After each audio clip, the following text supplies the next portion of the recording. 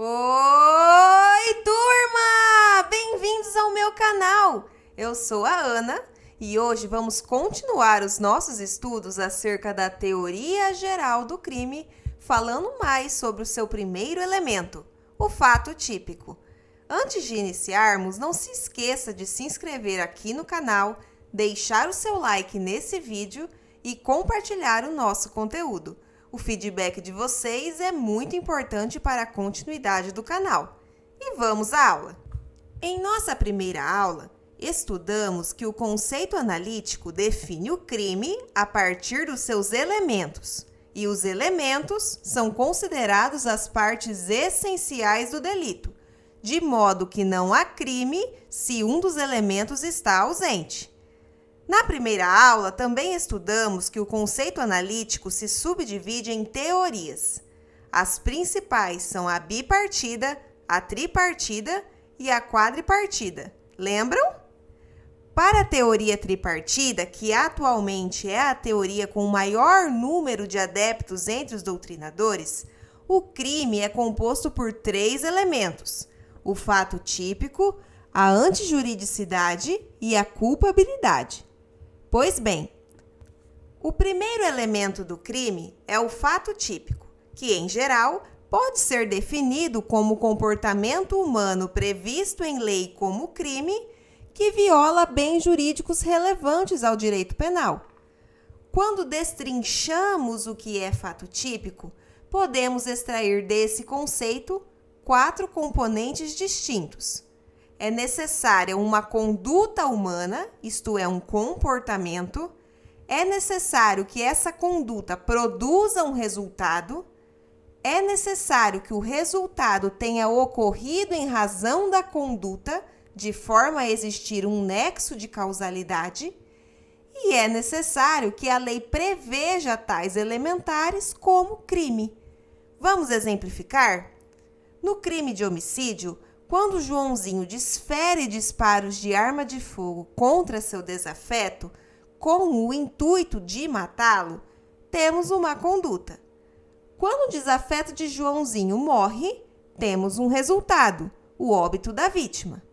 A morte do desafeto é causada em razão da conduta ilícita de Joãozinho.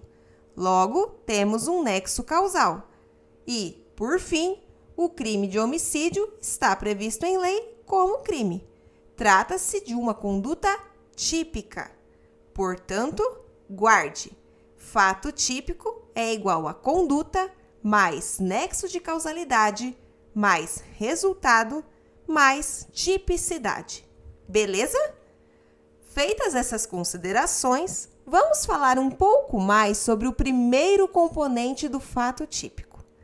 Os doutrinadores costumam encarar a conduta de formas distintas, de maneira que elaboraram diferentes teorias para explicá-la. As principais teorias são a teoria naturalista ou causalista e a teoria finalista. Para a teoria naturalista, a conduta consistiria no mero movimento corporal humano, uma ação mecânica que independe da intenção do agente. O dolo ou a culpa não estariam abarcados na conduta. Por exemplo, a conduta de um agente que leva um celular para casa acreditando ser seu seria criminosa, pois desconsidera a intenção real do indivíduo. No entanto, lembre-se que em direito penal não existe responsabilidade objetiva. O agente deve estar incutido de dolo ou culpa, ou seja, elementos subjetivos, para que a conduta seja criminosa. Assim, por entenderem que o dolo e a culpa, ou seja, que a intenção do agente não está alocada na conduta, os defensores da teoria naturalista sustentam a teoria tripartida do crime, de modo que os elementos subjetivos, ou seja, o dolo e a culpa, estariam alocados no elemento culpabilidade e não no elemento fato típico. Já a teoria finalista entende que a conduta é o comportamento humano voltado a atingir determinada finalidade, de modo que o homem, ao agir, possui discernimento do que pretende. A intenção do agente é relevante e está inserida já no fato típico, ou seja, o dolo ou a culpa do sujeito estariam alocados na conduta. Trata-se da teoria mais bem aceita atualmente e que exprime ser a conduta do agente dotada de vontade, isto é, voluntariedade da ação, finalidade, pois a conduta é dirigida para a obtenção de algo, exteriorização, isto é, a materialização daquela ação, e consciência, ou seja, o agente tem discernimento do que está fazendo. Deste modo, por exemplo, atos reflexos não são considerados conduta criminosa, pois são involuntários. Da mesma forma, atos praticados por um sujeito que está em estado de inconsciência, como um sonâmbulo, também não podem ser considerados como conduta penalmente relevante. Na próxima aula, falaremos mais sobre conduta e continuaremos os nossos estudos sobre fato típico.